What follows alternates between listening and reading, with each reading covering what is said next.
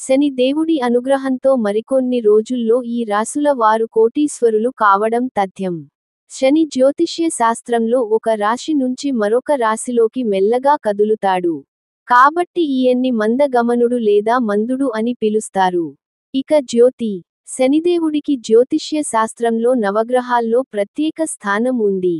ఈయన్ని నవగ్రహాల్లో శక్తివంతమైనదిగా పరిగణించబడుతుంది.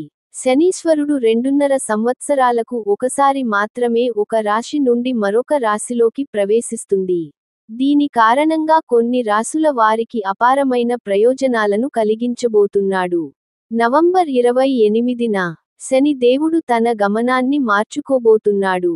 ఇలా మారడం వలన కొన్ని రంగాలలో పనిచేసే వ్యక్తులకు గొప్ప ప్రయోజనాలను తీసుకురాబోతుంది. ఈ సమయంలో ముఖ్యంగా 3 రాసుల వారికి యోగకాలంగా ఉండబోతుందని జ్యోతిష్య పండితులు చెబుతున్నారు. కుంభరాశిలో జన్మించే వ్యక్తులకు ఇది యోగకారంగా ఉండబోతుంది. ఏళ్నాటి శని కారణంగా కొన్ని ఇబ్బందులు ఉన్నా, ఏళ్నాటి శని ప్రభావం చివరి దశలో ఉన్న కారణంగా అనేక ప్రయోజనాలు అందుకుంటారు. మీకు ఎంతో కాలంగా ఎదురు చూస్తున్న ధనం చేతికి అందుతుంది. మీ పూర్వీకుల ఆస్తులు కలిసొచ్చే అవకాశం ఉంది. ఆర్థిక సమస్యల నుండి బయటపడతారు.